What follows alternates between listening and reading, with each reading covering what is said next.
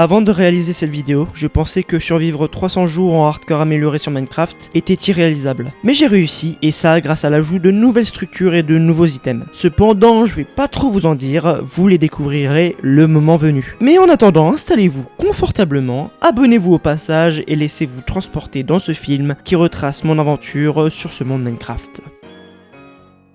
Eh bah dis donc, c'est qu'il fait plutôt beau pour ce premier jour là. Hello les guys, ça farte ou quoi là? Bon, allez, commençons par le commencement. Un peu d'arbre, un peu de bois. Et juste après avoir crafté ma première pioche, je décide de miner en dessous de mes pieds pour aller chercher de la pierre et du fer. Après cela, craftons les essentiels, une hache en pierre et une pioche en pierre, puis dirigeons-nous vers un deuxième arbre que je descends instantanément. Ah oui, excusez-moi, j'ai oublié de vous en parler de ce plugin qui facilite vraiment la vie. Puis j'aperçus dans mon champ de vision une ruine abandonnée, donc je décide de m'y rendre, et j'y trouve dans un des coffres une carte pour un trésor enfoui. Par la suite, je me dirige vers des gros arbres qu'on a tous la flemme d'enlever et je les descends instantanément. Réellement, je prends un putain de plaisir à découper des arbres. Sur ce coup-là, je crois que les écolos seront pas très fiers de moi. Bon allez, c'est parti, improvisons-nous marins et allons chercher ce putain de trésor. Je vous présente le Moai, une structure qui a été ajoutée dans ce mode, pas très utile mais toujours appréciable. Le voilà le fameux coffre, je l'ai cherché pendant quelques minutes et le loot reste assez acceptable. Je sais pas si vous avez réussi à le voir avant mais il y a des montgolfières qui sont dans le ciel maintenant. Donc je décide de faire mon meilleur escalier pour aller la voir et pour voir ce qu'on peut y trouver comme loot. Bon, je suis assez déçu, il y a juste un fourneau, rien d'autre. Et surtout pour l'effort que j'y ai mis, je lui attribue la note de -2/7. Je décide donc d'y sauter pour mettre fin à mes jours. Eh non, je vous ai bien eu. Je suis vraiment trop fort. Bon, trêve de plaisanterie, je décide de me crafter un début d'armure car les mobs sont redoutables en hardcore. Jour 2, mais vlatipa que je me fais prendre en claque de coinque par un squelette et un creeper, j'ai vraiment eu la peur de ma vie, donc je décide de m'en aller très très loin. Ah là là là là, mais regardez-moi ça, qu'est-ce que ça fait plaisir de tomber sur un temple du désert en début d'aventure. Je pris donc mon temps de descendre tranquillement dans la pyramide parce que il m'était arrivé une petite encombre lors du dernier épisode. Sans vous mentir, c'est pas la meilleure pyramide que j'ai vue en termes de loot, mais je prends quand même les TNT qui font plaisir. Deuxième temple, j'enlève la plaque de pression et là, vlatipa, je tombe sur une pomme dorée enchantée, voilà, sans pression. Je récupère évidemment le reste du loot ainsi que les TNT. Et par chance, il s'avérait que le deuxième temple du désert se trouvait juste à côté d'un village. Puis ce même village se trouvait juste à côté d'une tour à trade. Je verrais bien ma future base ici quand même. Hop là, ramassons les bottes de foin pour se nourrir, allons dans la forgerie, je sais pas comment ça s'appelle, pour y récupérer le loot. Et finissons par déglinguer un golem de fer. Par la suite, je place mon lit pour y dormir, et puis passons au jour 4. Je récupère les dernières bottes de foin qui traînent par là, et par la suite, j'installe mes fours, ma table de craft et mon lit pour y définir ma base. Par la suite, je crafte mon casque en fer qui permet de compléter mon set d'armure en fer. Dirigeons-nous vers la tour à trade. Ah les bâtards, ils ont mis du budget. Je pense que je vais pas trop risquer ma peau en disant que c'est beau. Il y avait vraiment beaucoup de villageois, ils me faisaient limite mal aux oreilles. Je décide de prendre les bibliothèques et de récupérer le loot qui était dans les coffres.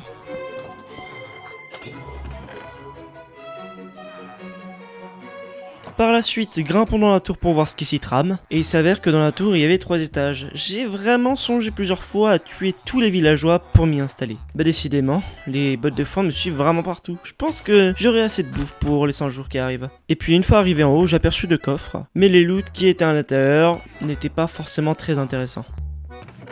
J'ai tellement vu de villageois que jour 5 de retour à ma base, je décide de creuser un trou qui va faire office de marché. Après ça, je décide d'aller kidnapper un villageois clandestinement qui n'avait clairement rien demandé, pour pouvoir le ramener à ma base et le mettre dans le trou du marché. Et pour éviter qu'un malandrin creeper arrive pour tout exploser, je décide de recouvrir le toit par du verre et des trappes. Donc je décide d'aller chercher un peu de bois de chêne aux alentours avec ma hache en fer et mon plugin qui était vraiment satisfaisant.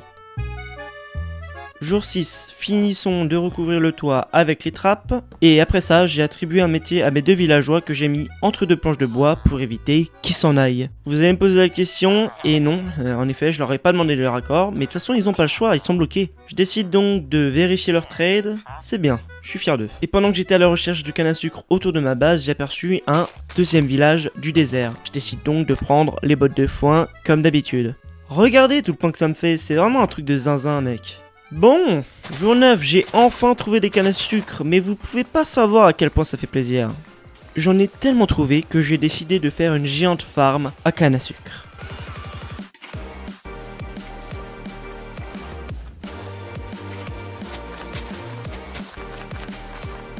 Et après de nombreux jours d'exploration dans les caves, je tombe face à face avec un axolote. J'étais refait. Ah mais c'est que mes cannes à sucre ont bien poussé, je suis content. Je décide donc de les replanter pour en avoir encore plus par la suite. Allez, descendons dans les caves et au charbon. Vous avez compris la blague ?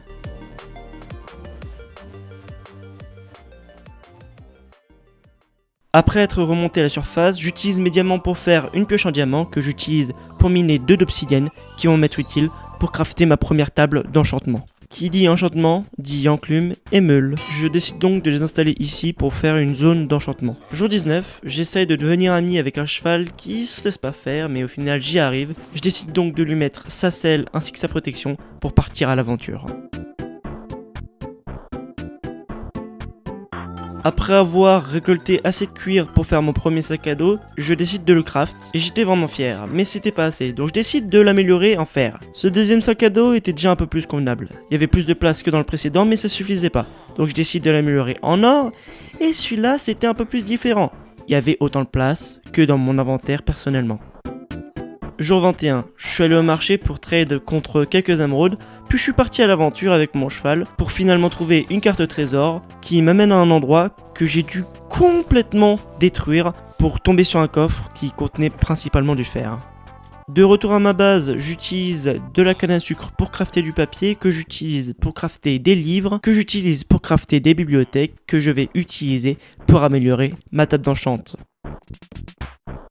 Après cela, direction le marché, où je vais essayer de refourguer le métier de bibliothécaire à un de mes villageois, qui, je l'espère, va me donner raccommodage. Et après plusieurs essais, j'y arrive avec succès. J'étais vraiment refait. Mais pas de temps à perdre, je me dirige dans mon champ de canne à sucre pour pouvoir trade avec le villageois et ainsi garder raccommodage à l'infini. Je pousse délicatement mon villageois dans le trou qui est prévu à l'occasion, et je m'assure que le trade du raccommodage soit toujours là. Jour 26, ça y est, je place les dernières bibliothèques que j'ai besoin pour faire une table d'enchantement au niveau max. Après cela, je retourne au marché pour faire évoluer mon villageois qui a raccommodage, mais surtout pour lui faire baisser les prix. Parce qu'on va pas se mentir, c'est vraiment cher ce qu'il me vend. Mais ne serait-ce pas le moment d'aller dans les caves pour aller chercher un peu de diamants ? Ces diamants, je vais pas les miner tout de suite, mais laissez-moi vous expliquer pourquoi. Comme vous pouvez le voir, je suis level 30 et ma table d'enchant est niveau max. Donc j'attends de remonter à la surface pour pouvoir enchanter ma pioche et d'avoir au moins fortune 2 dessus pour redescendre dans les caves et maximiser mon taux de chance d'avoir plus de diamants. Ah là là, mais je me souvenais pas à quel point c'était satisfaisant de miner avec fortune. Après avoir tout miné, je remonte et craft ma première armure en diamant que je prends soin de mettre dans un coffre pour la sécuriser et pour éviter de l'abîmer ou de la perdre. Après ça, je mine de l'obsidienne que je vais utiliser pour construire un portail du Nether. Avant d'aller dans la nouvelle dimension, pour aller miner du quartz et avoir de l'XP, je vais trade un livre raccommodage que je vais mettre sur ma pioche pour pouvoir tout simplement réparer cette dernière. Hop là, mettons notre armure en diamant et direction le Nether. Je vais directement y faire la rencontre de quelques Enderman que je vais décider de défoncer et par chance, un des deux va me dropper une Ender Pearl. Bon, il s'agirait de se reconcentrer, go miner du quartz.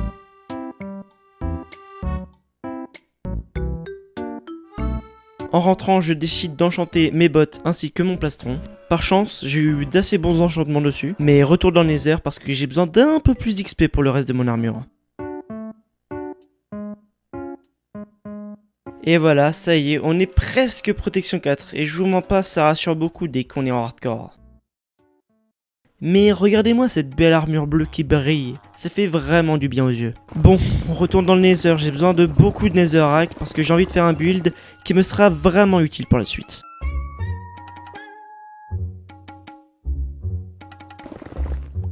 Et bah dis donc, je pensais pas trouver un ancien abri ici, c'est cool, ça me permet d'avancer un peu plus sur mon projet de ma full armure en netherite.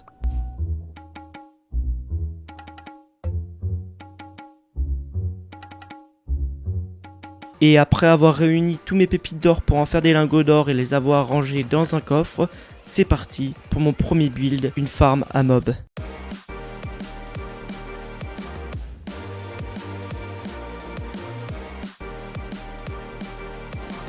Mais Vlatipak a un creeper pointe le bout de son nez, donc je décide de le détruire, sauf que c'est plutôt lui qui me détruit. Je décide donc de réparer les dégâts, que ce soit la construction ou même le sol, puis après cela je décide de finir enfin cette tour à mob.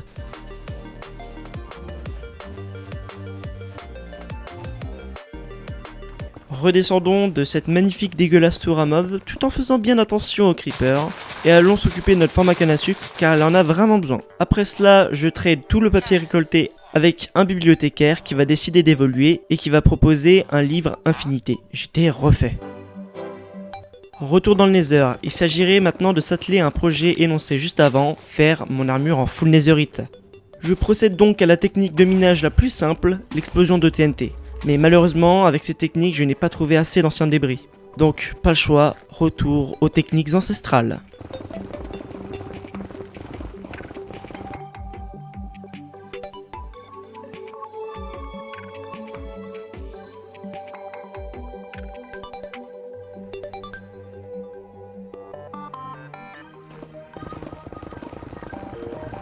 Après 5 jours de minage désespéré dans le Nether, je trouve enfin mon dernier ancien débris. Je pense pas que vous pouvez quantifier ma joie à ce moment-là. Et après avoir cuit mes anciens débris, je décide de craft mes 4 lingots que je vais utiliser pour améliorer mon armure en netherite. Déshabillons-nous et dirigeons-nous vers la table de forgeron qui me permettra de me donner une des armures les plus cheatées du jeu.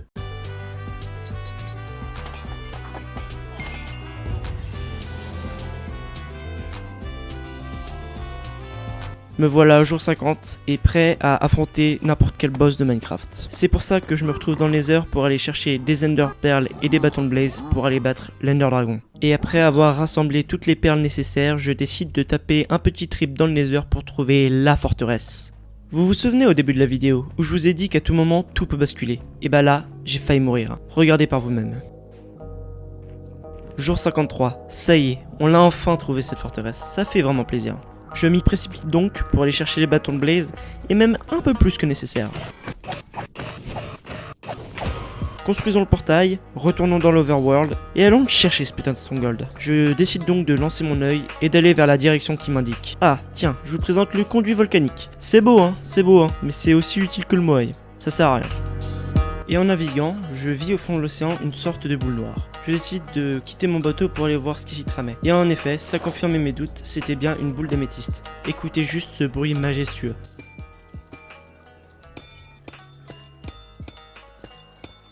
Peu de temps après m'être remis en route, l'œil indiquait vers le bas. Cela voulait dire que le Stronghold n'était pas loin. Et tout en cassant la première règle primordiale de Minecraft, je creusais en dessous de moi. Et en effet, mes doutes furent confirmés quand j'ai aperçu que c'était le Stronghold. Un creeper a essayé de m'empêcher de mettre les yeux, mais ça m'a pas découragé. Mais heureusement que les creepers sont bêtes, et il est malheureusement tombé dans le lac de lave.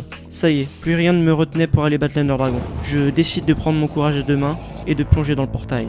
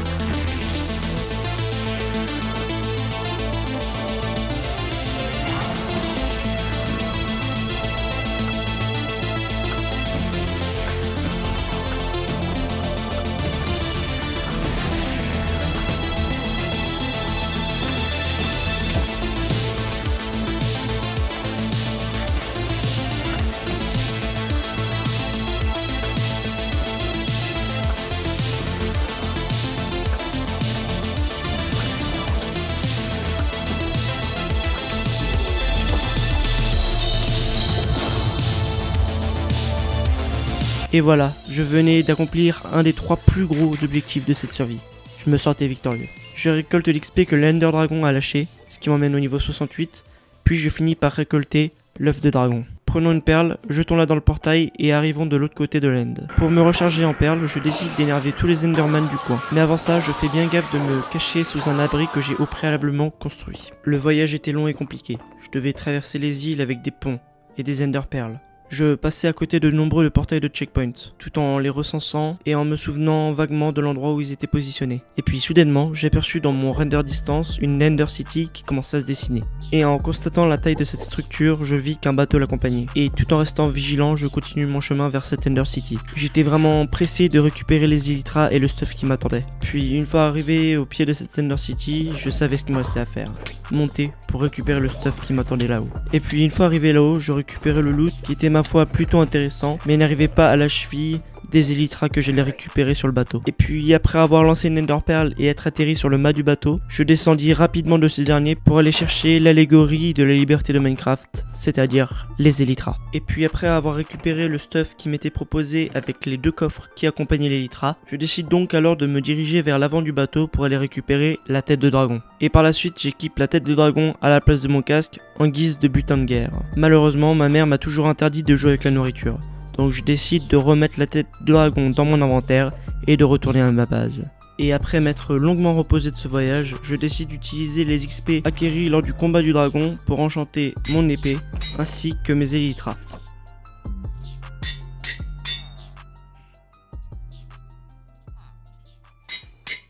Et jour 68, mon sac en or m'ennuyait beaucoup. Je décide donc de l'améliorer avec des émeraudes et des diamants trouvés dans l'end. Et pour finir la session des améliorations, j'applique les derniers livres raccommodage à mon casque ainsi que mon plastron qui n'ont pas cet enchantement. Et après ça, je kidnappe un villageois du village d'à côté et ne vous inquiétez pas, je lui ai pas du tout demandé la permission. Ah oui, j'avais pas remarqué, on est jour 69, drôle de nombre. Bon, il s'agirait de partir maintenant et d'aller chercher les cannes à sucre dans mon magnifique champ à canne à sucre. Tuons un peu de mobs à ma tour à mob. Maintenant, tradons un peu avec les villageois pour avoir quelques émeraudes et ensuite acheter mon dernier livre raccommodage. Mais bien sûr qu'on va pas laisser le livre pourrir tout seul dans un coffre. On va bien évidemment venir l'appliquer sur nos bottes. Et maintenant c'est officiel, toutes mes pièces d'armure sont équipées de raccommodage. L'aventure et la rigolade peuvent enfin commencer. Craftons-nous quelques golden apples pour directement se diriger dans le Nether. Et si nous y sommes, c'est pas pour rien, c'est surtout pour aller chercher des crânes de Wither pour enfin battre le Wither. Comme vous pouvez le voir, j'ai eu la première tête de Wither assez vite, mais ça ne va pas être aussi facile pour la suite, vous allez voir. Mais vu que les Wither squelettes se font vraiment rares par ici, je décide d'agrandir la forteresse.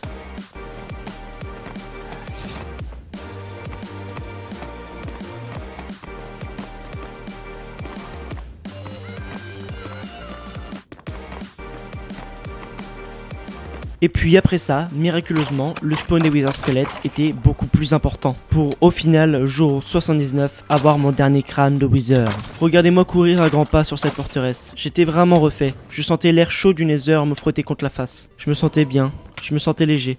Je me sentais surtout prêt à affronter un des plus gros boss de Minecraft. Et oui, vous l'avez deviné, je parlais bien du Wither. D'ailleurs, en parlant de lui, ne traînons pas trop et allons directement à sa rencontre. Et après avoir voyagé un petit moment, je trouve enfin l'endroit adéquat. Mais en arrivant sur place, un marchand veut m'empêcher de battre le Wither. Je décide donc de l'abattre sur le champ, lui et ses lamas. Parce que je vous le dis, personne m'empêchera de battre ce fichu Wither. Allons donc dans les couches les plus profondes de Minecraft. Parce que je peux vous le dire, le combat va faire vraiment beaucoup de dégâts. Et après avoir fini de creuser la salle d'invocation, je prends le sable des âmes et le dispose dans la forme pour invoquer le Wither. Je prends les crânes de Wither squelette en main, je les installe et que le combat commence.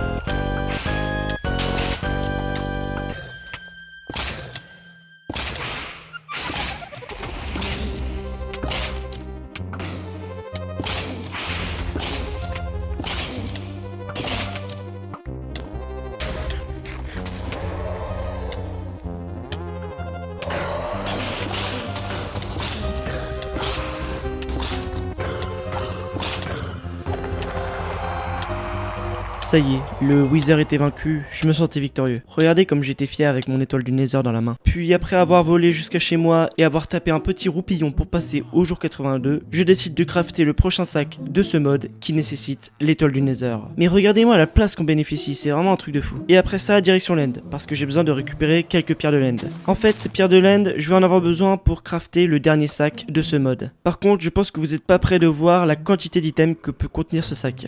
Après un long et fastidieux chemin, je finis par tomber sur le Stronghold et puis sur la salle du portail. mais il s'avère que j'étais tombé sur un autre stronghold, donc ça veut dire que le portail était vide, et donc indirectement il fallait que je le remplisse. Alors petit passage obligatoire par le Nether pour faire un plein d'Ender Pearl. Et après avoir mis les œils dans le portail et avoir miné quelques pierres de l'end, je peux enfin craft ce fichu sac. Mais il nécessite aussi une tête de dragon. Comme dit, le sacrifice en vaut la chandelle. Regardez-moi juste cette place qu'il nous permet d'avoir. C'est vraiment incroyable. Bon, ne nous laissons pas distraire par de tels événements. Comme promis dans l'introduction, maintenant il s'agirait de trouver le bateau pirate. Et ça risque d'être une autre paire de manches. Parce que, contrairement au temple de l'eau, le bateau pirate n'est indiqué par aucune carte. Ah, d'ailleurs, en parlant des temples de l'eau, en voilà un. J'ai volé jour et nuit, à travers les biomes glacés, les biomes forêts, les biomes plaines, jusqu'à enfin tomber sur ce fichu bateau pirate. Et en l'apercevant de loin, la peur commença à monter en moi. J'appréhendais vraiment le moment où j'allais voir les mobs qui m'attendaient dans ce fichu bateau. La seule chose que je savais, c'est que si j'arrivais à descendre tous les mobs qui protégeaient ce bateau, je recevrais un très gros trésor. Mais en voulant rentrer dans la cabine du bateau, un squelette fantomatique me barra le chemin. Malheureusement pour lui, il n'aura pas vécu bien longtemps. Et en rentrant dans cette pièce, j'aperçus une tête de squelette ainsi qu'un livre écrit en anglais que, je vous mens pas, j'avais la flemme de lire. Moi je voulais juste de l'action, et vous inquiétez pas, va y en avoir. Puis en rentrant dans le premier sous-sol, plusieurs squelettes fantomatiques voulaient ma peau. Je les ai tués assez rapidement et je m'empressais de casser les spawners pour éviter qu'il y ait des confrères à eux qui apparaissent. Mais là, une pièce à l'opposé semblait être très protégée. Beaucoup de zombies et de squelettes fantomatiques m'attendaient à l'intérieur. Mais après avoir mangé une pomme en or, je l'ai tranché très efficacement avec mon épée en diamant. Et sans perdre de temps, je me dirige vers le sous-sol. J'aperçus un slime de magma et je décide de sauter. Après cela, je m'empresse de casser le spawner qui les fait spawner. Et puis là, un creeper sorti de nulle part, prêt à se faire exploser pour avoir ma peau. Mais heureusement que j'ai eu des réflexes. J'ai pris mon arc, je me suis éloigné et je lui ai tiré dessus jusqu'à sa mort. Mais après ça, une première récompense m'attendait. Une salle avec 2 blocs d'émeraude, un bloc de diamant et surtout un trident. Puis à l'opposé, j'aperçus une autre salle avec des dizaines et des dizaines de blocs de minerais. J'étais refait. Je me croyais vraiment dans la caserne d'Ali Baba.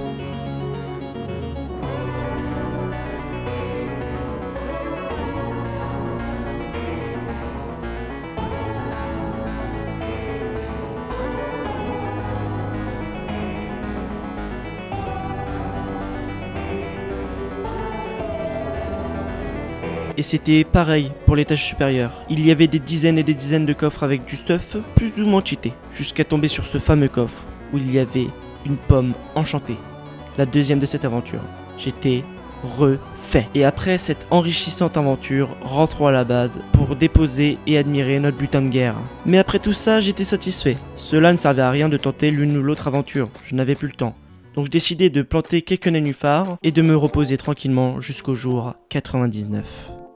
Et me voilà sur le dos de mon cheval, en train de contempler le dernier coucher de soleil de cette aventure. Je me sentais bien, je me sentais léger, je me sentais heureux. Ah là là là là, ça fait du bien d'être de retour dans ce monde. Bon, commençons par couper ces cannes à sucre, parce qu'elles sont quand même vachement longues, si vous voyez ce que je veux dire. Allez, et après avoir transformé cette canne à sucre en papier, dépêchons-nous de vendre tout ça contre des émeraudes, parce que je vais vraiment en avoir besoin plus tard. Précipitons-nous dans le Nether parce qu'on va avoir besoin de quelques crânes de wither squelettes. Mais malheureusement, en minant de l'or dans le Nether, je tombe dans un trou qui se trouvait malencontreusement juste au-dessus d'un lac de lave. Mon premier réflexe fut de prendre une pomme en or, et je pense bien que c'est ça qui m'a sauvé la vie. Parce que oui, je m'en suis sorti vivant. Mais après ça, pas de temps à perdre, il me les fallait ces 3 crânes de wither squelette.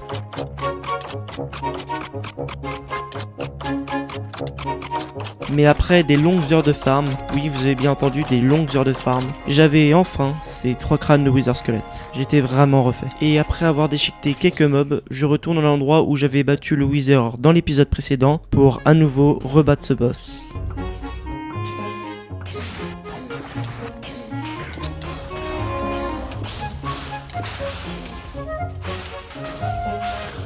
Que ça soit la première fois ou la 12e fois qu'on bat un wither, on a toujours cette petite satisfaction d'avoir l'étoile du wither. À ce moment-là, je peux vous dire que j'étais quand même plutôt content de moi. Et puis en rentrant à la base, je ne pouvais pas attendre pour crafter ma première balise. Et je pense que vous l'avez deviné, mais un de mes objectifs de cet épisode, c'est bien évidemment de construire un beacon. Mais avant de faire ça, croyez-le ou non, on a quand même encore pas mal de boulot. Comme par exemple abattre une forêt bleue du Nether.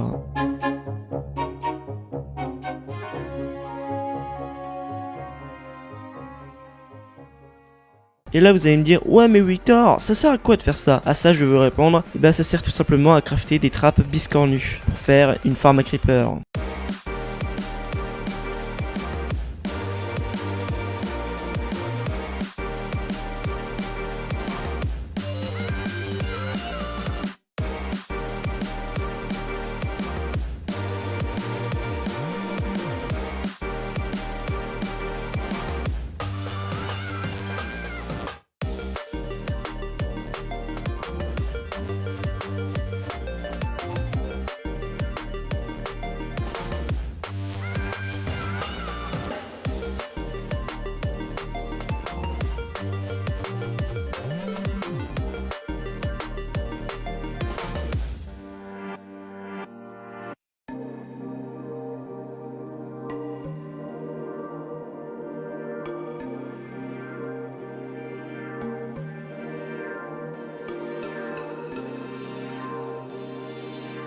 Ah, ça y est, on a enfin fini de construire cette fichue ferme à creeper, ça fait du bien. Regardez-moi ça, n'est-elle pas magnifique? Bon, maintenant, passons au moment le plus crucial, voir si cette farm marche vraiment. Et ouais, en effet, elle fonctionne, ça fait vraiment plaisir. Après cela, achetons des petits livres raccommodage pour ensuite les appliquer sur mon arc, sur ma pelle, sur ma hache et puis sur mon épée. Puis par la suite, descendons dans les profondeurs pour aller miner et trouver un peu de diamants.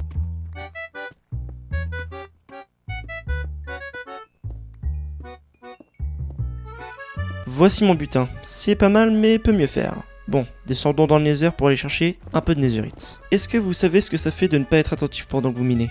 Eh ben, ça fait ça. Ouais, je peux vous dire qu'après coup, ça fait chier.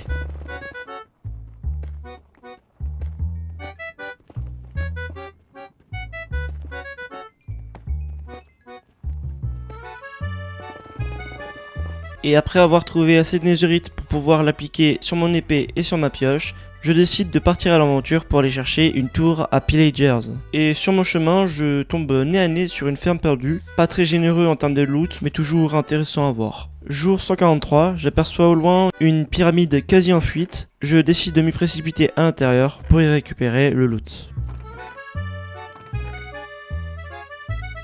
Et puis pas très loin de la pyramide, j'aperçois un manoir. La meilleure chose à savoir, c'est que ce manoir se trouve quasi à côté de ma base. Je pense que lors du premier épisode, j'ai choisi un des meilleurs endroits pour m'y installer. Mais avant de m'aventurer dans ce manoir, il y avait un petit hôtel à sa gauche, donc je décide d'aller le visiter juste avant la grande expédition dans le manoir. Mais avant que la nuit tombe, je décide de rentrer à ma base pour premièrement dormir et faire les derniers préparatifs avant l'assaut du manoir. Jour 144. Ça y est, c'est le jour J. Il va falloir que j'assure parce que c'est ici où tout se joue, et c'est notamment ici où je vais pouvoir récupérer un maximum de totems d'immortalité qui, je pense, vont m'être utiles plus d'une fois dans cette survie.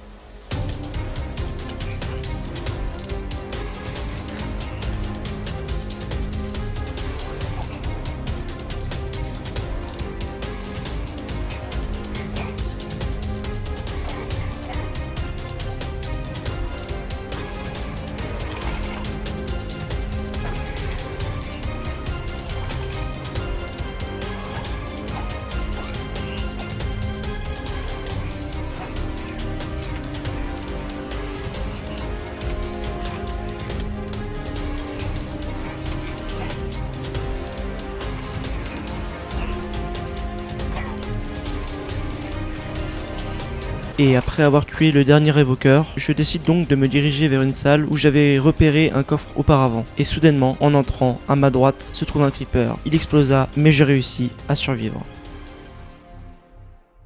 Et puis en sortant du manoir, le ciel était beau. Le soleil se couchait et je me sentais heureux parce que mon stuff était rempli de bonnes choses, comme un demi-stack d'émeraude et le plus important, 4 totems d'immortalité. Après ça, pas de temps à perdre, je décide d'aller dans le nether parce que j'ai un projet qui m'attend et j'ai besoin de beaucoup de blocs. Hop là, un peu de netherite, ça fait plaisir. Puis après avoir récupéré une vingtaine de stacks de netherrack et les avoir mis dans mon sac à dos, je décide de rentrer à la maison pour devenir un berger. Et oui, ça fait du bien de changer de métier de temps en temps. Et après avoir tondu des moutons pendant une journée complète, je décide de changer les cubes de laine en tapis, que j'aurai bien évidemment besoin pour mon projet. Ce projet, si vous l'avez pas encore deviné, c'est une farm en Enderman, qui me sera utile pour avoir des Ender Pearls et surtout plein d'XP. Et à votre avis, où est-ce qu'on trouve le plus d'Enderman? Et oui, vous avez bien deviné, c'est dans l'end. Donc après être parti à la chasse au Stronghold, je décide de plonger dans le portail pour me retrouver sur l'île de l'Ender Dragon et commencer ma farm à Enderman.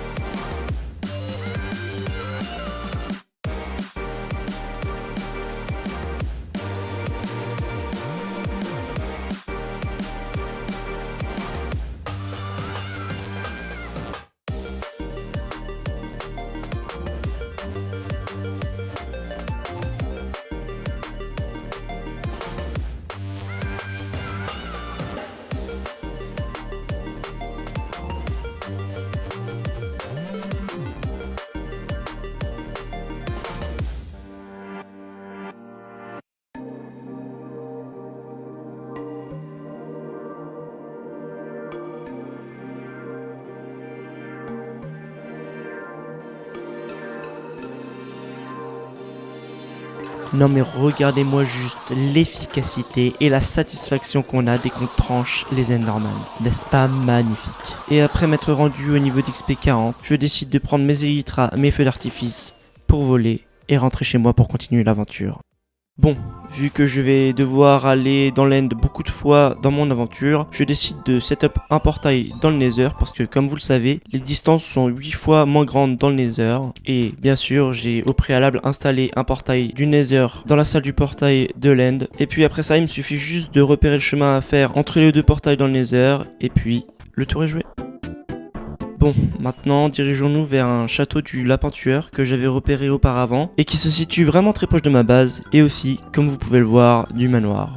Bon, maintenant trêve de plaisanterie, plongeons à l'intérieur pour voir ce qui s'y cache. Bon, à première vue, je n'y vois rien de spécial, à part 4 spawners et quelques mobs qui rôdent dans le château. Je m'empresse bien évidemment de casser les 4 spawners et je laisse les autres mobs s'entretuer entre eux. Parce qu'on va pas se le cacher, ils sont quand même particulièrement débiles. Mais je sentais aussi comme quelque chose qui me faisait des dégâts alors que je le voyais même pas. Et en fait, il s'agissait d'un lapin tueur. Et je pense qu'à ce moment-là, j'ai compris pourquoi cette structure s'appelait le château du lapin tueur. Je décidai donc de build en hauteur de 3 blocs pour pouvoir atteindre ma cible à l'arc plus facilement. Et en effet, j'avais raison, c'était la meilleure stratégie. Mais regardez-moi juste cette vitesse de rebond. Il fait des baignades ou quoi? Mais après de multiples coups d'arc, de coups de flèche, de coups d'épée, je finis enfin par me débarrasser de ce fichu lapin. Et en plus, regardez-moi ça, il drop des minerais. Il est généreux ce con.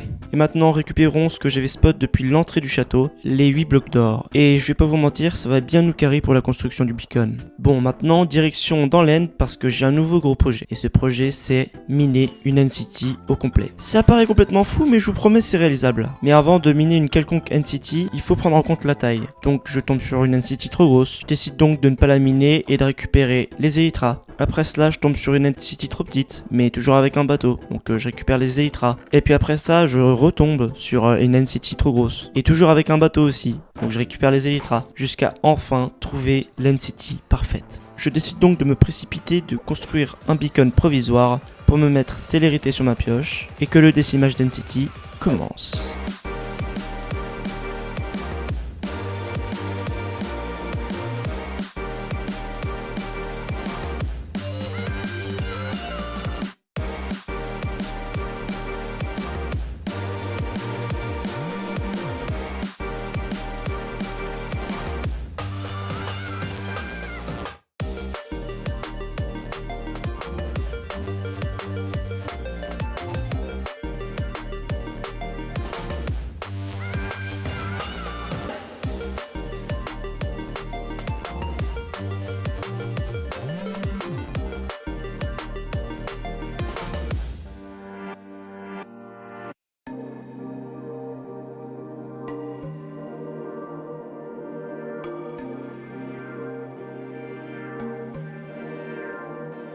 Bon, enfin fini. Par contre, j'ai trop mal au bras à force de miner avec cette pioche. Bon, enlevons le beacon et regardez-moi ce butin majestueux. Je pense qu'on va pouvoir faire un petit projet par la suite avec tous ces blocs. Bon, réparons nos outils à la farm à Enderman. C'est quand même bien pratique, n'est-ce pas?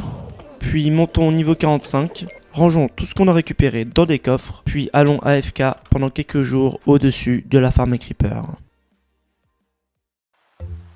Jour 178, il pleut, il fait pas très beau, mais une idée me vient en tête. Faire le plus haut MLG de toute ma vie. Et voilà, comme je vous ai dit, je suis trop fort, j'ai réussi. Trêve de plaisanterie, maintenant regardons si la farm à Creeper a bien produit. Et en effet, c'est productif. Et là, j'enchante mon trident, sauf que je connais pas les enchantements et je voulais celui qui fait revenir le trident à soi. Et en effet, c'était le bon. Bon, maintenant prenons un peu de sable que je vais utiliser pour crafter de la TNT, pour aller dans le Nether et aller à nouveau miner de la Netherite.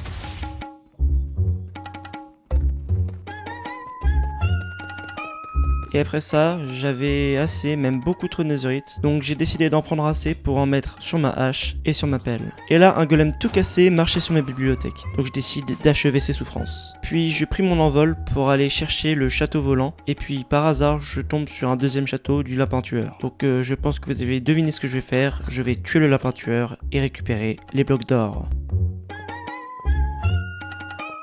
Et après avoir voyagé à travers les plaines et les océans, je tombe sur un bateau en ruine, avec le coffre des minerais et surtout le coffre de la carte au trésor. Et après quelques coups d'aile et de nombreux coups de pelle, je finis par tomber sur le trésor qui me donne 2 diamants et un cœur de la mer. Et puis pas très loin de ce coffre, se trouvait enfin le château volant. À première vue, il payait pas de mine du tout, on dirait plutôt une maison sur un rocher. Mais comme on nous le dit souvent, il faut faire attention aux apparences. Et tout en gardant cette phrase en tête, j'étais prêt à affronter ce qui m'attendait dans ce château.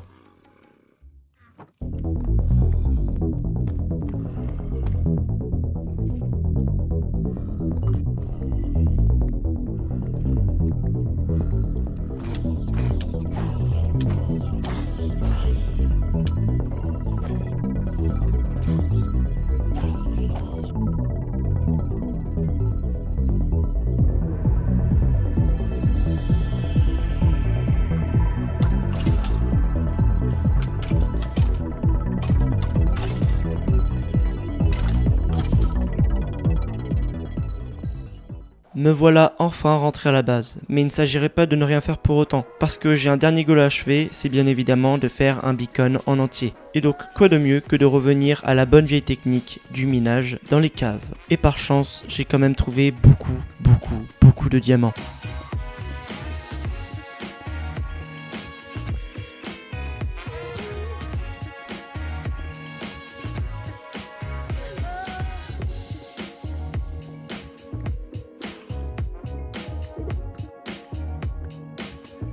J'en profite aussi pour vendre mon charbon en échange d'émeraude. Et puis en voulant abattre un creeper, c'est un squelette qui le fait à ma place. Je récupère donc un disque. Ça fait plaisir. Cuisons nos derniers minerais et dirigeons-nous dans l'end pour aller réparer nos outils et atteindre le niveau 50. Après ça, craftons les derniers blocs et dirigeons-nous vers un bastion que j'ai repéré proche de mon portail du Nether.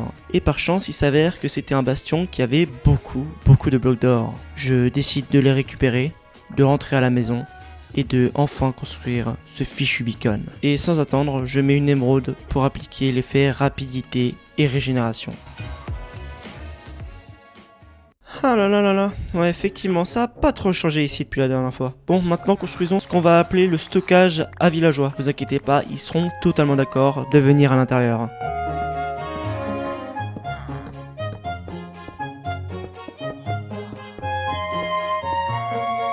Bon allez Roger, viens par là, viens dans le cachot. Le stockage à villageois. T'inquiète pas, tu seras pas du tout surexploité pour faire plein de bébés. Ne t'inquiète pas. C'est pareil pour toi Titouan, t'en fais pas mon gars, on va bien s'occuper de toi. Petit moment satisfaisant. Puis construisons-nous une ferme qui va nous fournir de la bouffe pour la suite de l'aventure.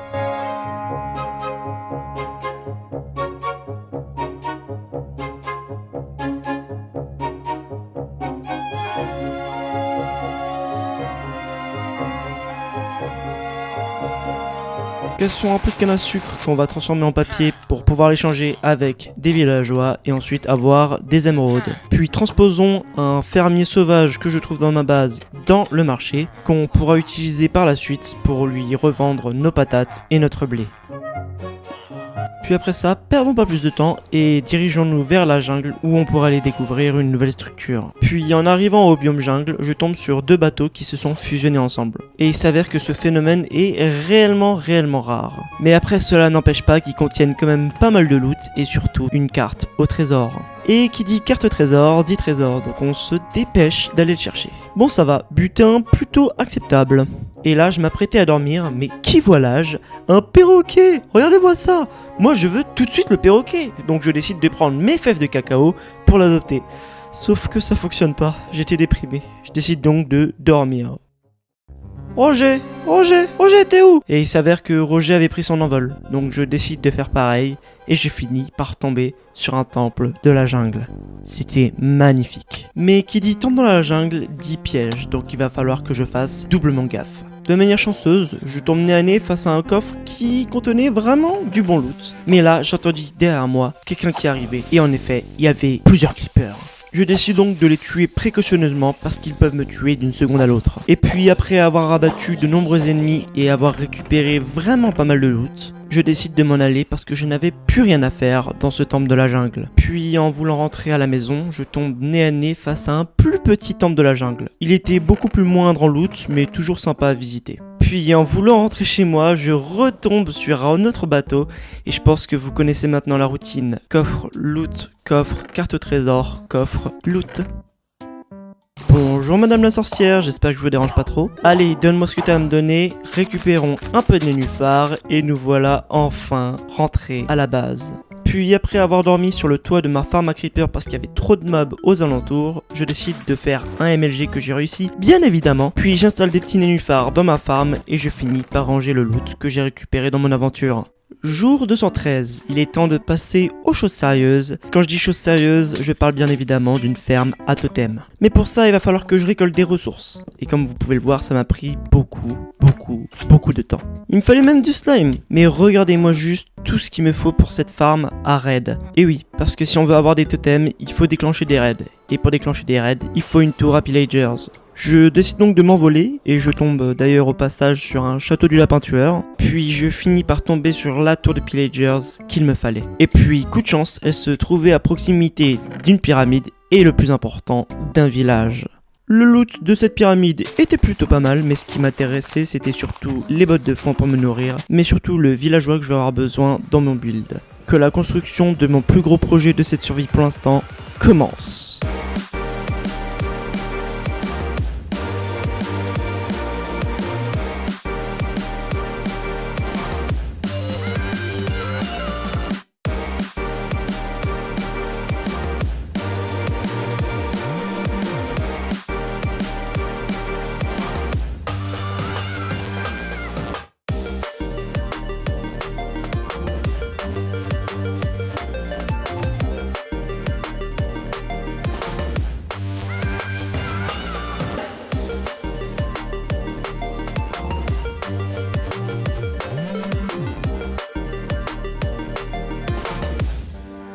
Et voilà, le build de cette farm est enfin fini. Maintenant c'est le moment crucial. Là, il va falloir tester la farm. Pour ça, il faut que je tue un pillager, que je retourne à ma farm.